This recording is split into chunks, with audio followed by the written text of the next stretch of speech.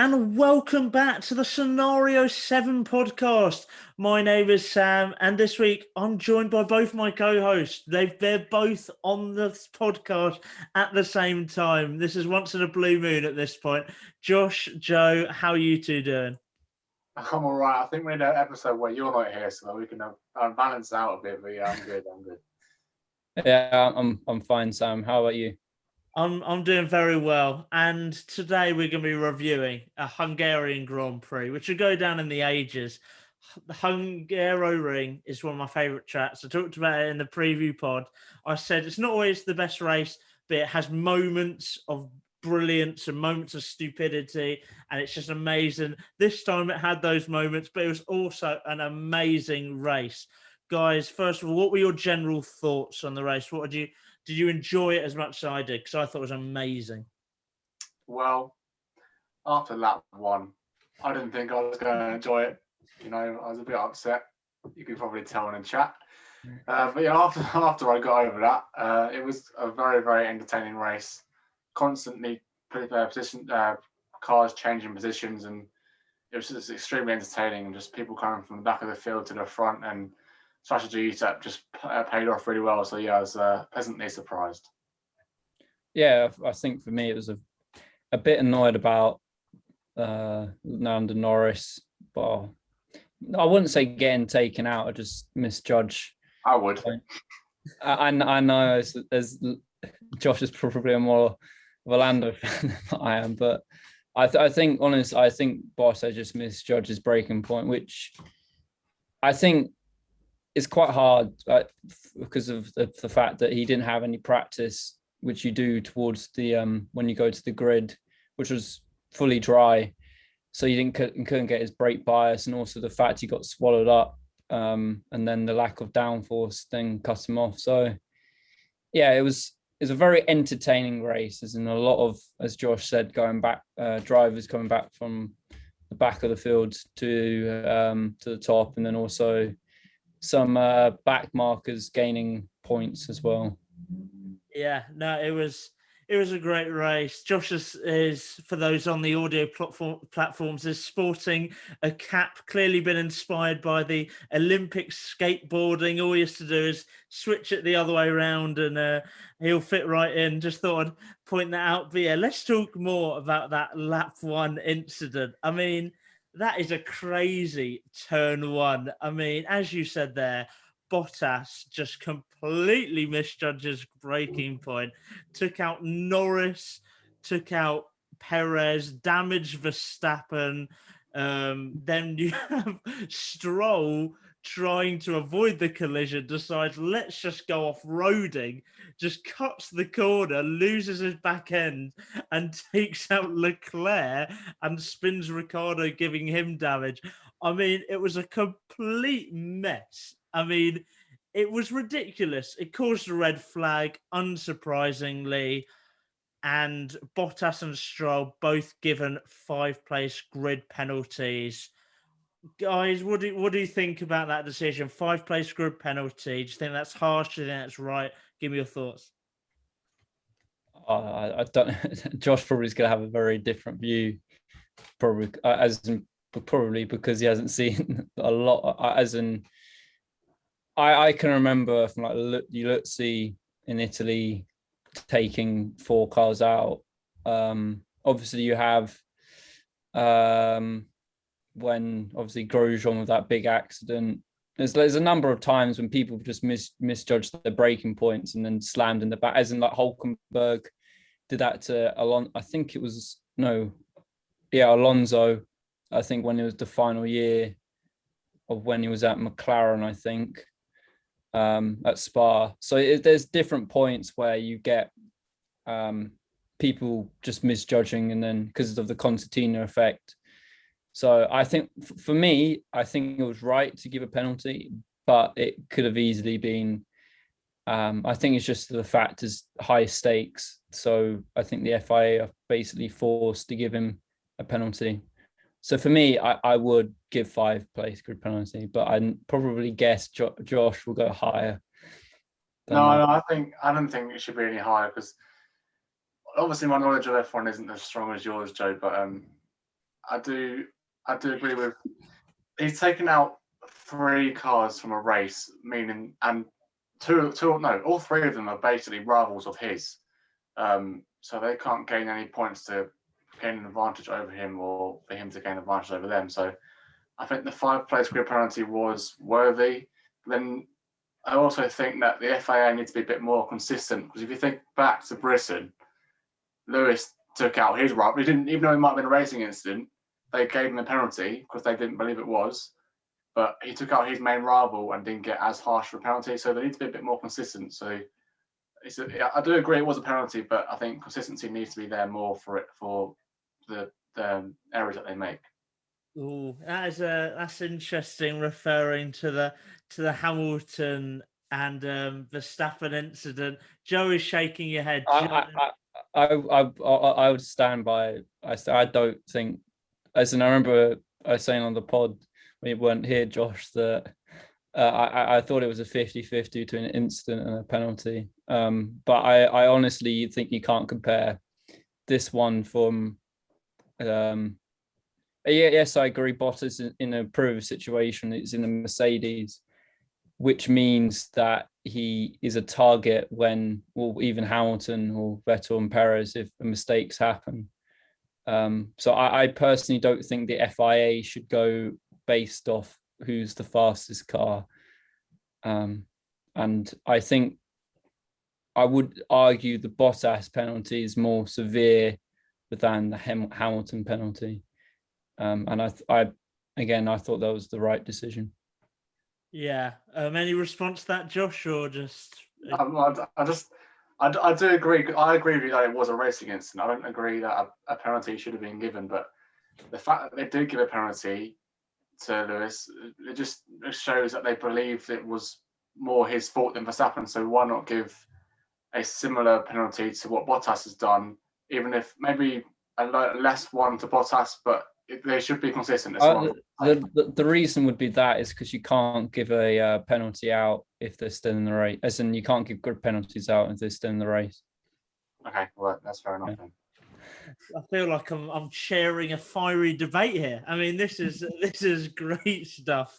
But yeah, they both definitely, in my opinion, deserved a penalty.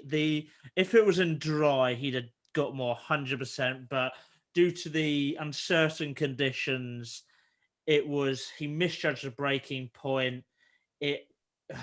He hadn't, like, the outlap he did, as Joe said, was dry.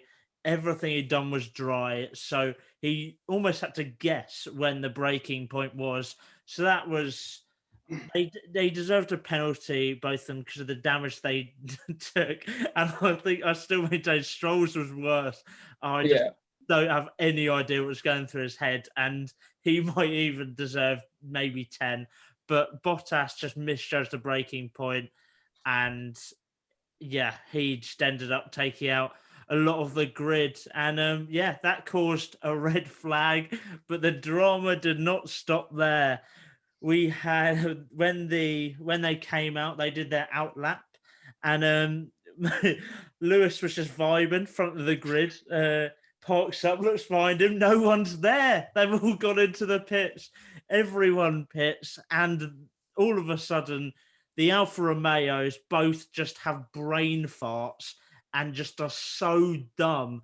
Honestly, Mazepin had to retire, and it wasn't even his fault, so we can't slander him.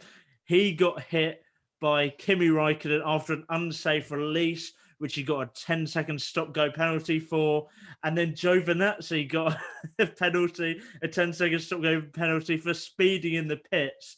So the Alfa Romeo just had a massive error, just everything went wrong in that moment. And Hamilton not boxing as well meant that everyone was going to have an advantage on him. So that was just the weirdest. Have you ever seen anything like that? Just one car parked up on the grid and everyone else in the pits. I can't remember. I can't remember the time that they ever went into the. Actually, I know Magnussen or Grosjean did it, I think, a couple of seasons ago at Hungary and it rained. But you never see it. And I think it would be I personally think they should have done another formation lap so then everybody gets their tyres on. If Hamilton did pit, if you can't have the whole of the grid start in the pits, it gets a bit stupid and the lights go off and then you're basically racing out of the pits. It is a bit ridiculous that they didn't. And that's probably, I don't know, we probably don't even know if Hamilton did pit, that they probably would have done another formation on that. But yeah, the one thing about the Mazepin one is he's got a lack of awareness. It's an unsafe release, Joe. I'm joking. I'm joking.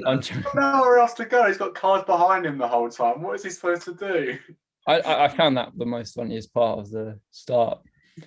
Amazing. Because he then like swooped into the Haas garage, like pit box area when he got clipped. So Joe, Josh, what do you think of the Hamilton and pit scenario? I didn't even know that you could pit during the formation lap. So when it was happening, I was like, how is this allowed? I thought you just start on the tyre that you've gone round the grid for and then just come back in later. But I think it was a lose-lose situation for Mercedes there, because obviously if he didn't go in, he would then have to go a lap and come in a lap later. But he was the front of the pack. So if he went in, he's the front of the pack, and also Mercedes pit box is right at the front of the pit lane. So if he went in and he started putting the tyres on, he couldn't be released because everyone else would be going past. So he'd come up last anyway. So I think they tried to make a distance for him to then not be so far back. But yeah, I think it was a lose-lose situation for them. But then obviously with Giovinazzi being an idiot, speeding, and the pit box just ruining Kimi Raikkonen and just releasing him too early was just an absolute calamity from Alfa Romeo. But I just loved George Russell, mate. He had no idea what was going on. He was like, all right, I'll just go into the front of the pit lane, just overtake everyone, and just come out P2. I thought that was hilarious, but it was just a mess, really. I don't think anyone really knew what was going on. Yeah, I was gonna bring that up because that was Russell who was saying after the race to Karun about how Hamilton's pit box is at the start and that he would have probably come out and lost because you had to wait for everyone to filter in. But yeah, George Russell just comes out of his pit box and he said after the race he didn't know what the rule was. So he just overtook everyone. And the lights go out. It's focused on Hamilton. And you just see Hamilton going. And then it goes to the pits. And you just see George Russell in second place. He said after the race he thought he was in first because he didn't see Hamilton. And that was just such a weird scenario. He got lucky that the FIA were kind and would just like give the places back, because otherwise that could have easily been stop-go penalty or something like that, or potentially worse. Yeah, I think that's the only decision. I think the stewards are being quite ridiculously harsh this year in terms of penalties. I think that was the only one I think they did quite leniently on. Maybe the one in Imola between Max and Lewis, but I think I think George Russell got very lucky that they've have some bit of goodness in their hearts with the FIA. I don't think it was luck. I think they had to make that decision because that's never happened to any of those drivers before. So obviously they've never probably spoken about it, so they couldn't really offend someone because of not knowing what to do. So I think they had to come to that conclusion just to let him back to the place he was in. Yeah, no, that's pretty true. The rest of the race was just amazing, but there were no massive like crashes or incidents. So I want to talk about the end of the race. First of all, Lewis Hamilton, he got on that podium and straight away I was like, this guy is just out of it. He after the race, he had to go to the team doctor because of fatigue and dizziness, and revealed that he'd been dealing since he had COVID at the end of last season. He's had long COVID, and how that has affected it. I mean, if anything, it shows how incredibly he's done this season. To be fighting with long COVID, to be fighting with these symptoms, which are horrible, and to be top of the championship going into the summer break. That's monumental. That's incredible. Yeah, as in you probably know Sam of the with Chelsea with Havertz having. I know I'm bringing football into this, but you can look at elite sports such as Havertz and many other players in football. I think athletics have had it, as in they've had since as in like elite athletes having it and having to fight way back to the top. So it does show that anybody even in sport can get those symptoms, but also he didn't, as you said, Sam, it didn't actually look like he had any symptoms if you looked at every single race so far, because it looked like it was on top form. So yeah, he could have easily done a Kai Havertz route and kind of diminish, which I think he's as that player is slowly back on form. But I think Hamilton's done a really good job from Abu Dhabi, where I think when you said Sam, he came fourth, to now be leading a world championship is very impressive considering his condition at the moment. Yeah, I was going to say what Joe said about him in previous races looking like he's got nothing wrong with him. Like especially after the celebrations after the British Grand Prix, it just seems like it was just himself and normal. But yeah, after this race, I think it just everything took it out of him, because he went from first to last and then came back through and had to go back again. So I think everything just took it out of him. It just showed the symptoms showed today how horrible it is and how it can affect even the fittest of people in the world. So it's not nice to see, but it's great to see he can still perform in the car even when he's not feeling 100%. Yeah, I mean, nobody does recovery drives like Lewis Hamilton. The amount of times, especially this season, he's found himself at the back of the grid in a scenario, and this happens lots in Hungary as well. Like even Jenson Button went through the same. There's Hamilton back in 14th, but he went on to win the race for his first win. I mean, Hamilton's just an incredible recovery driver, and we need to talk about Esteban Ocon. He won a Grand Prix. Last week, me and Joe, I said he's just been so poor this season. And bearing in mind he'd been groomed and been what they wanted him for that Mercedes seat and potentially going to get a Mercedes seat, he just hadn't performed. And then he gets a new chassis for Silverstone, improves, does all right there. And then this race, he wins. Bear in mind, this guy was so close to dropping out the sport, but was given a lifeline by Mercedes. This is an incredible moment for him. I mean, I just don't even know what to say. You lost the words. Yeah, although he got lucky on lap one just to have that gap that just opened up for him to just slot in behind Hamilton. It was still very impressive for him to hold off Vettel the whole race behind him, because that Aston Martin did look faster than the Alpine, but he just held him off so well, and it's just so difficult to drive behind another car. He just did brilliantly with everything he did. But obviously, we can't forget he was extremely helped out by his teammate Alonso for holding off Hamilton for as long as he did, because on the last lap, Hamilton was less than a second behind second. So if it wasn't for Alonso, he probably wouldn't have won, but it's still extremely impressive for him to hold off everyone behind him and win his first race. Yeah, I think Ocon's I don't know if his parents are rich, but it does. But it shows, I think, a story where anybody, even as in there's I think there's like 10 or even like 13 drivers that have rich parents. That Ocon is the one very few, same as Hamilton, to be able to reach the elite level from basically just having ordinary parents, which you could take that as an inspiring, as Ocon has seen glimpses, as in for I think it was Racing Point, and then obviously got kicked out for Vettel. Stroll got kicked out for Stroll, and then it's been quite hard for him being out of the sport and then getting a seat at Alpine. So yeah, I'm very happy for him. It might have put him in a shop window for the Mercedes seat, but I think it's a very inspiring story of how Ocon got to F1 and then now has won a race.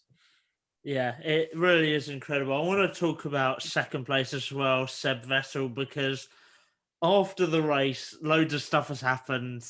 It's just, first of all, his race was amazing. Like he really went at Ocon. He really was persistent, lap by lap. He said that after the race, it was a Maldonado sized gap when talking about a potential opportunity on Ocon, just slandering Pastor Maldonado, which is hilarious, despite him actually having a race win. So legend in my book, which Nico Rosberg reminded him of. But yeah, fantastic race from him.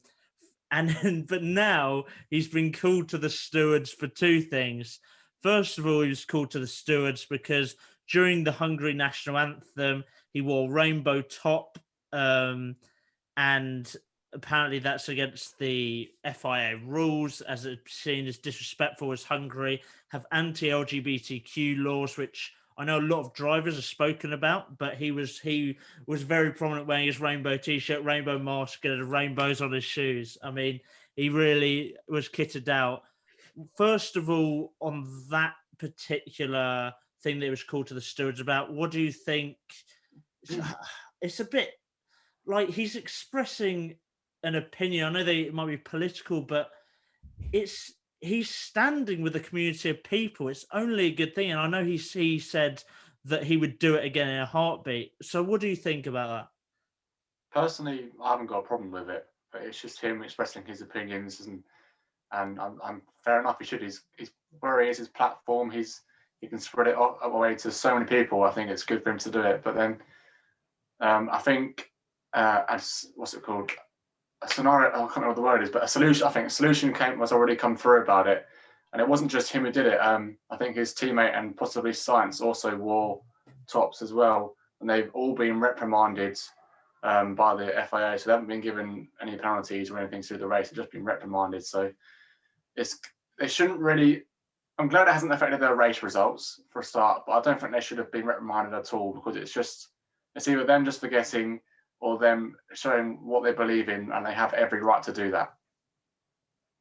Yeah, I agree with Josh. In terms of the fact that they have every right to express their freedom of speech and that, but it's the problem I think they had last year of Hamilton with the Black Lives Matter movement, which again I don't think we'll get into that, but it's I don't know, it's how the rules are written by the FIA, and that I don't think, even though they express their freedom of speech, it's how the FIA have written the rules, which, even though it's, from my point of view, is incorrect, it's how it's written.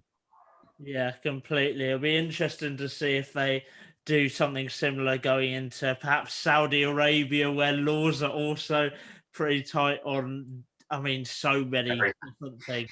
Yeah, just I'm not gonna get, oh my word, I'm not gonna get into that. Yeah, that would be crazy. But then let's talk about the other thing he's under investigation for. During the filming of this podcast, we don't know what's going to happen, but he's under investigation for not finishing the race with the required amount of fuel.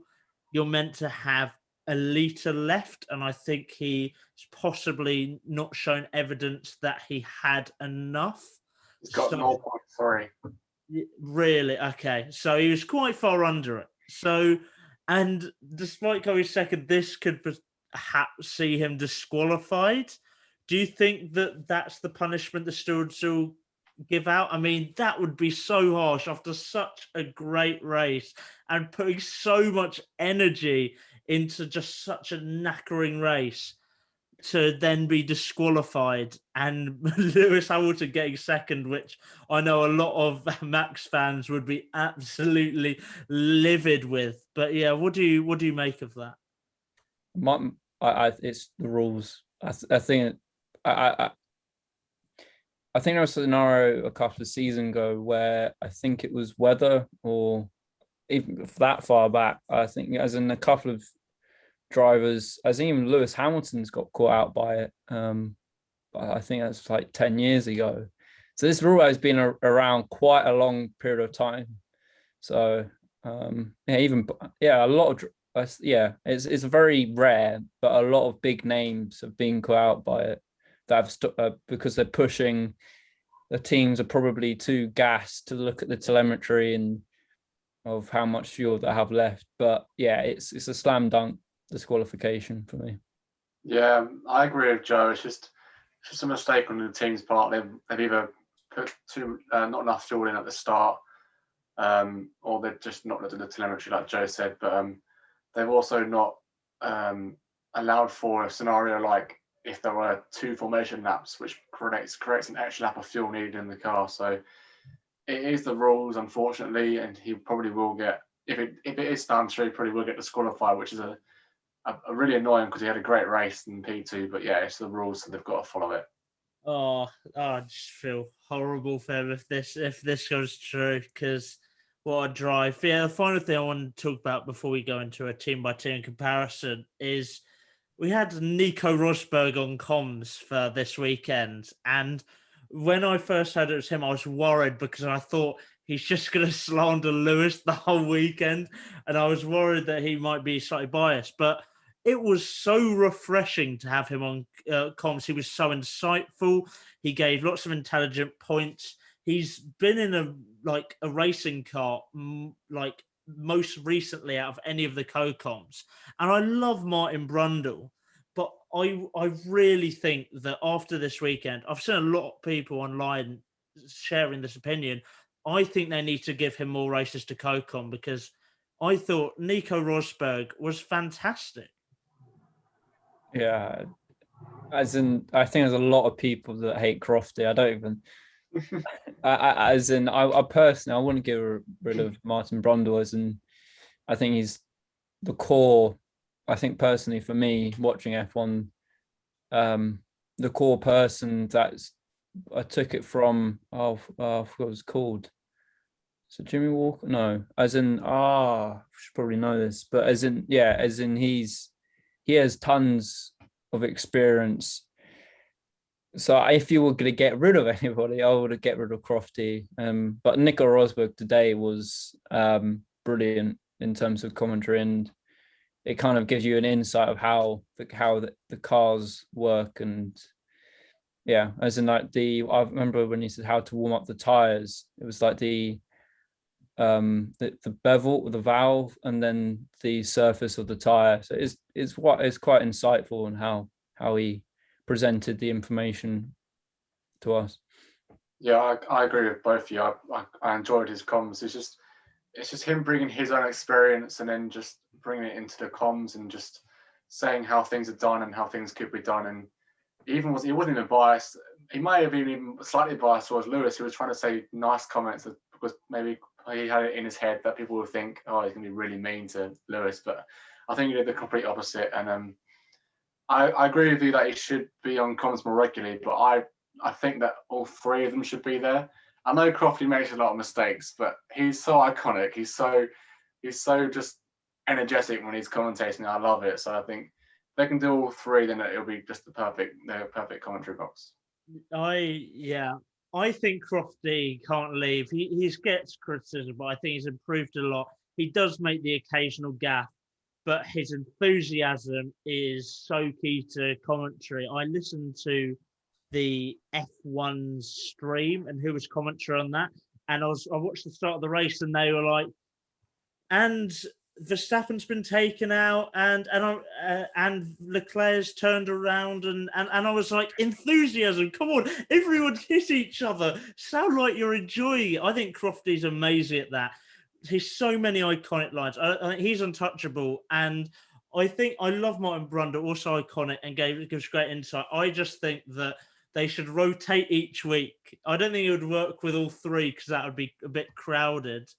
But I'd like it if 1 week Rosberg, 1 week Martin Brundle, and share it out because Rosberg's amazing. But anyway, let's get on to the team by team breakdown, starting with Mercedes versus Red Bull. And these two teams didn't get actually that many points this weekend. We have, first of all, Lewis Hamilton, we've talked about first to third. That, on the sounds of it, it sounds bad, but he actually had a really good race. Second. Yeah, he might be second. So he might be first to second. We don't know, but we're going to go off, Joe. What is we know right now? First to third, and he had a great race despite not sounding great. And then you have Bottas, who had a stinker at turn 1, wiped out half the field, DNFing. Then for the Red Bull, they only managed to get 1 point.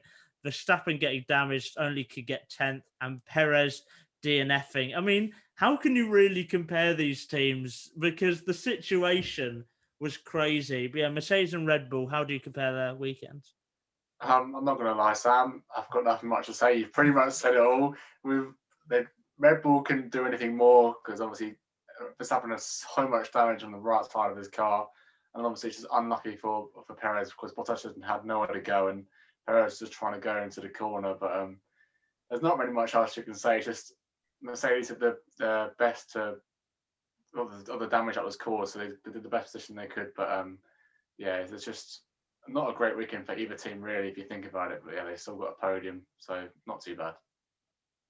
I think this was Bottas the final audition. I think there's rumors that after or even during Spa in 3 weeks' time that we'll know if Russell, Ocon, some of the Mercedes reserves, some of the Mercedes Academy drivers and F2 see if they got the seat, or even maybe another driver outside F1 that I can think of. But yeah, if for me, Bottas auditioning I think kind of went badly. I think it was a bad day for both Red Bull and Mercedes, but I think it was helped by Bottas.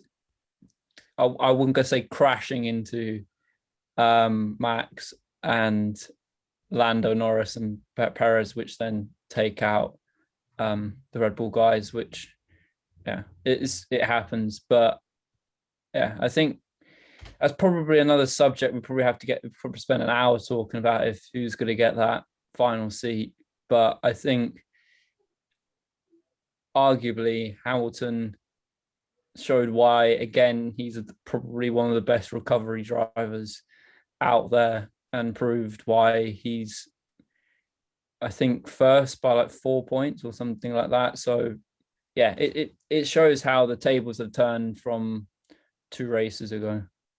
Yeah, I mean, now maybe if you ask the Max fans, or I've seen some videos on TikTok, Bottas is going to keep the seat. Toto said to him, "Take out both the Red Bulls, and you get to keep your seat." But that's just what a lot of Max fans are saying because they're a bit salty.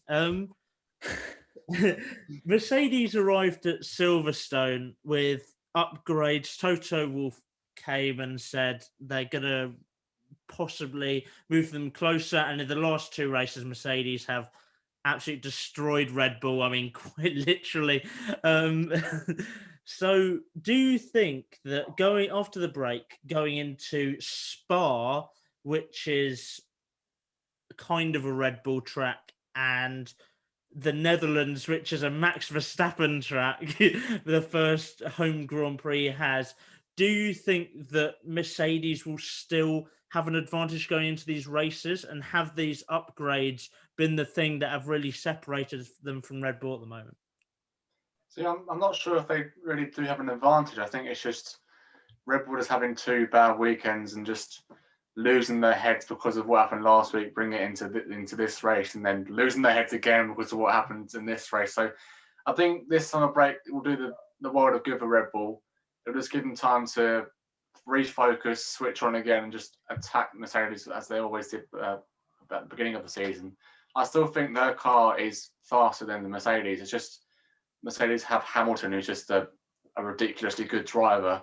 So it just makes them look that they're closer. But yes, the upgrades have definitely brought their car closer to the Red Bull car. But personally, I just think the last 2 races have just been Red Bull just not focusing 100%, just losing their heads a little bit and just not focusing on what they need to do and just trying to focus on Mercedes and what they can try and stop them from doing. Yeah, I agree, Josh. But I would say this: I think the Spa is a track that Lewis Hamilton does love.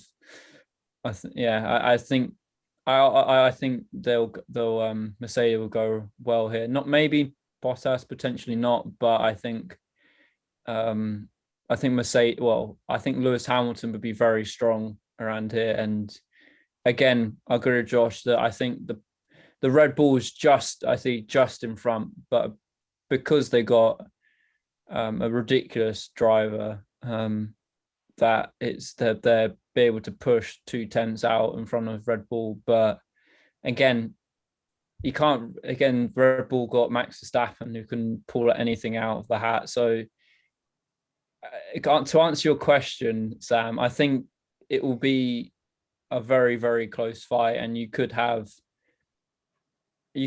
them Hamilton and Verstappen crashing into each other in one of the next 2 races, because it's arguably whoever wins these 2 races will be a springboard to the back end of the season, which then goes to Asia, I think, after Italy, I think. So I think it's 3 more races of Europe and then off to Asia. So yeah, I think the Red Bull have to perform in the next 2 races in order to keep up with Lewis. Yeah, they certainly do. Let's move on to the teams that we say are above that midfield fight. And most races they are. But McLaren and Ferrari haven't exactly had great weekends either. McLaren, Norris DNFing first lap and Ricciardo coming 12th, so getting a total of 0 points. And then Ferrari, Leclerc DNFing first corner and Sainz rescuing 4th. Can you really compare these two? Sainz just had a great weekend and Ricciardo, Norris, Leclerc just kind of got damaged and their race was run from there. Yeah, you can't compare them this weekend. Obviously, Ricciardo couldn't improve from 11th because he got damaged from lap 1 and just got stuck behind Mick Schumacher, of all people, and just loads of other drivers. But and then obviously Leclerc DNFs as well as Lando. And I think Carlos Sainz was another one of those drivers that got lucky because he started P15 from the mistake in qualifying yesterday. I think he got, even though he looked quick, he still got lucky to get P4 because obviously if that crash didn't happen, I don't think he would have come up the field as drastically as he did. But so for Ferrari, I think they got the best of what they could from what happened this weekend. Obviously, he'll be disappointed to be overtaken by Lewis, but he was a man on fire, so it was always going to happen. But yeah, you can't really compare the 2 teams this weekend because they've both been unlucky, just been taken out or damaged in the first lap. Yeah, I agree with Josh. I think Lando Norris would have probably potentially got a podium if he didn't get hit up the arse from Bottas. But yeah, even then, Ricciardo could have won it if he didn't get taken out by Stroll, which then hit Leclerc. So I think it was the beauty about this race that if Ricciardo got out of that, I think he would have won it. But I think it was the way that the pecking order was looking like up when everybody pitted. It was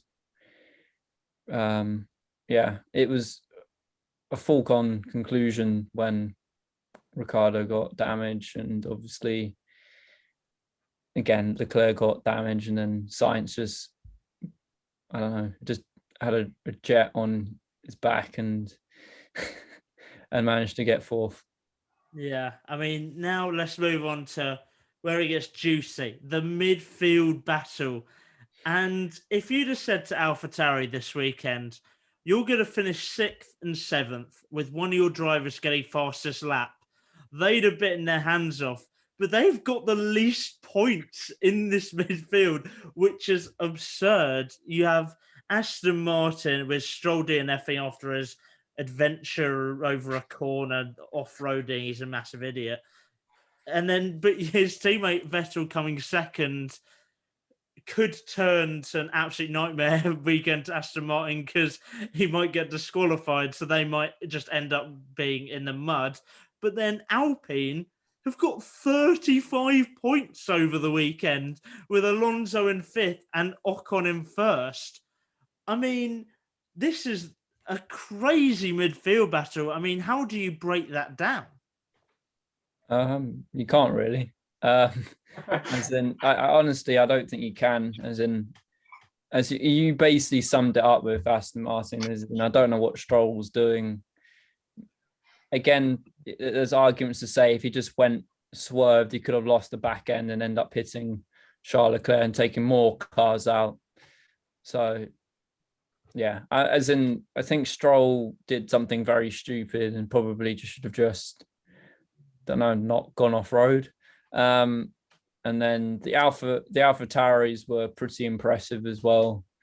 Tsunoda having some very funny language on chat and also post-race interview. And then obviously Gasly doing very well. But yeah, Alpine probably the best team today, considering if Aston Martin do get disqualified, I don't know, as in you got a fault from Stroll, and then you got a team that were too hyped about Vettel potentially getting a win, and they probably should have checked. Yeah, that's how I see it. I think depending on how Aston Martin, like what call the FIA do, it could, as you said, Sam, could be a very torrent time for Aston Martin. Yeah, I completely agree with Joe. I think Alpine have had the greatest race they're going to have all season, in my opinion, possibly for a while, with 1st and 5th, possibly 4th. They've definitely gained a lot of points, closing the gap to, or maybe just extending the gap to the teams behind them. But yeah, also with AlphaTauri, I think sneaking that fastest lap in was just, I think that was a Red Bull call just to take it away from Hamilton and sneak in a point for them instead. But I think both their drivers at AlphaTauri drove really well to stay out of trouble and just drove their cars into the points for 6th and 7th. And then I just love Tsunoda just shouting down the radio, like, "Why have you let him pass? He's not even going faster than me. I'm just causing dirty air." It was hilarious. And then obviously, like Joe said with the Aston Martins, it was just absolute stupidity from Stroll for no apparent reason. And then obviously with them making a mistake with fuel, which could cost them a good chunk of points, is just another error which they just don't need to do. But yeah, I think out of that lot, Alpine have definitely had the better weekend. I saw on Twitter someone tweeted one of their replies to them asking for their most controversial opinion this season, and it was an Alpine to win a race. I bet you when that person wrote that, they did not think for 1 second it was going to be Ocon. They 100% said Fernando Alonso wanted to cover their backs and just put the Alpine just in case he did. I'm still trying to comprehend hours after the race how he did it. But now we move on to, normally we just talk about Alfa Romeo because we say they're not as bad as Haas and Williams, but they're not as good as the midfield. But now I'm going to group them all into 3 because Williams have got points. This is not a false alarm. Williams have got points, and they've got quite a few of them. Alfa Romeo 11th and 14th both had issues on lap 6 with either speeding or unsafe release, which wasn't actually Kimi's fault. Williams, Russell in 9th, Latifi in 8th. Nicholas Latifi, he's such a nice guy. I absolutely love the man to bits.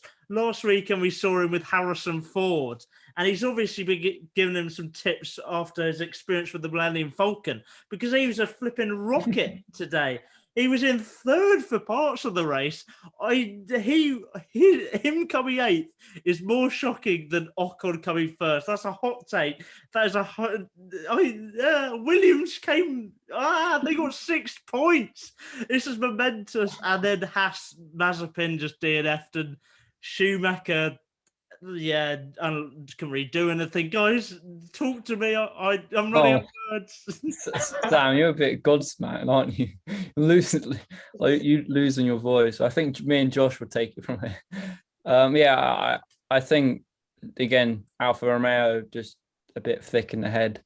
That's only my words on Alfa Romeo, and because they basically cost themselves, I think, P8 in the championship now. I think Williams have done a great job. It was great to see, if you've seen on Instagram, or even when George Russell's getting interviewed, him crying. It shows like how much it means just for one championship point, which, even though there's 20 drivers on the grid, not many drivers get to experience points in F1. So yeah, it was nice to see. And obviously Latifi, which I'm still very unsure about. I don't think he's a particularly good driver, but could probably secure himself that seat, just due to the fact he got points. And yeah, it was, as you said, Sam, amazing to see Latifi P3. I thought Russell was leading. I was very excited by that, but obviously the FIA called him back to his correct position. But yeah, it was amazing result from Williams. And then Haas, as in, you can't really fault Mazepin. As a joke that it was his fault, because his awareness on F1 2021 game is quite low. But yeah, it was a brilliant job from Mick Schumacher holding up Vettel and Lewis Hamilton and Gasly. It's I'll probably go to driver of the day now, and you could literally give it to top 10 and Mick Schumacher for me. But yeah, again, going on to Haas, it shows why Schumacher is in that car. The fact that he battled that Max Verstappen so hard, he battled Lewis so hard. So yeah, I'll leave it to Josh to get his opinions on it. Yeah, I was going to start with Haas if you didn't mention that with Schumacher, because he was, even though he's in the slowest car on the grid, he was putting that car in places that it just shouldn't be, and he was driving it really well. And the way he held off the likes of Verstappen and Alonso and Ricciardo was just brilliant to watch. And even though people might think it was slightly aggressive, it was perfectly fine. It was just him holding on to his position, moving that car where it needs to be. And I just loved seeing it. But like Joe said, you can understand why Haas have chosen him as one of the drivers, because when or if the car is competitive next season, he will prove to them why he should be in F1. And I think he'll soon get into the points next year if their car is good enough. But then if we move on to Alfa Romeo, I think the whole team, apart from Kimi, have just messed up the whole weekend. And like Joe said, messed up the chance of getting 8th. But Kimi did all he could, driving as quick as he can in that car. And even it wasn't his fault for the unsafe release. So just the team messing him up. But then Giovinazzi just carrying on being an idiot again. Like, I don't even understand how you can speed in the pit lane. They literally have a button on their steering wheel which sets them to the limit they need to go at. It just doesn't make any sense, especially. Was it under a red flag as well? Yeah. Was it under the red flag? Was not under the red flag? It was on their outlap. It's even worse. Like I don't understand how such an experienced driver in F1 can just do that. But we'll forget about Alfa Romeo because they just they're just turning into a clown team like Haas at the moment. So we'll move on from that. And then obviously Williams, since Lando Norris went out, I said to my parents, like, well, who do I support now? And my dad was like, just support Russell. So it was just cheering on the Williams team from the get-go, and it was just amazing to see, especially when Latifi was holding off in third place, holding behind everyone. He was almost 15 seconds behind second, but he was still in third. It was just incredible to see, and I loved their reactions at the end of the race. Securing 6 points, which doesn't sound like much, but to them it means everything, which is amazing to see. And even when Russell cried in the interview, it was just bringing tears to my eyes and everything. But I want to disagree with Joe about Latifi, because even though he might not be as good as Russell on a Saturday, I think a lot of the races this season and last season, I think Latifi has raced better on a Sunday than Russell has, in my opinion. But I think both of them, in the Williams, the whole team this weekend just have got to enjoy the summer break and come back for Spa in a good mood. Yeah, I'm going to carry on talking about Williams just for a sec. I don't think Latifi gets the plaudits for holding up so many cars that he did in third.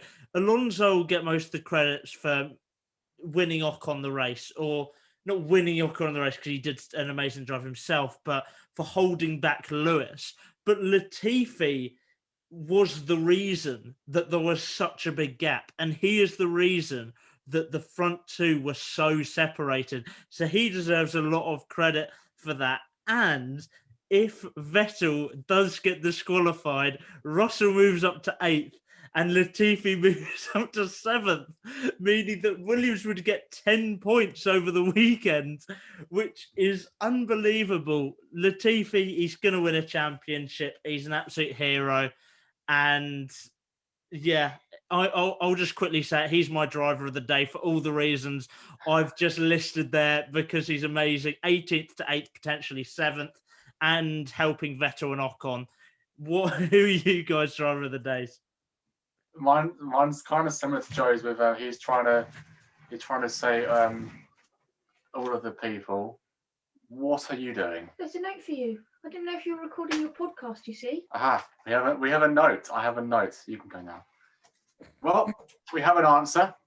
We have an answer to the Vettel news.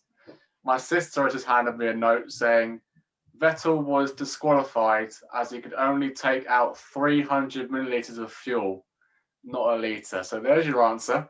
This is the kind of controversy you get on the podcast. You get breaking news brought in by your sister. You will see this. Interrupted. You will see this nowhere else. This is unbelievable. This is unprecedented scenes. There's a note. Here we go. For those on audio platforms, it says Vettel disqualified. Just bring it forward. I can't read the rest of it. Vettel disqualified, could only take 300 millilitres of fuel, not 1 litre. This is unbelievable scenes on the podcast. This is why you've got to watch. This is why you've got to listen. You will not see this anywhere else. This is unbelievable. And that means that Latifi comes 7th and Russell comes 8th and Hamilton comes 2nd and Verstappen comes 9th.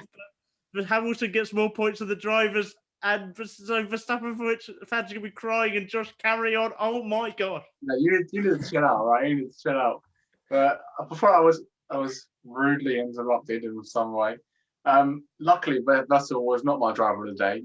But similarly to Joe, even though I can't just pick one driver of the day, I'm going to pick both Alpine drivers, because obviously Ocon winning his first race and just holding off everyone behind him, especially Vettel, and then Alonso doing extremely well to hold off Hamilton to prevent him from potentially overtaking Ocon towards the end. But both the Alpine drivers and the whole team this weekend have got to be extremely proud of themselves. Especially, it was even Alonso's birthday weekend, so it makes it even better. But my drivers of the day are both Alpine drivers.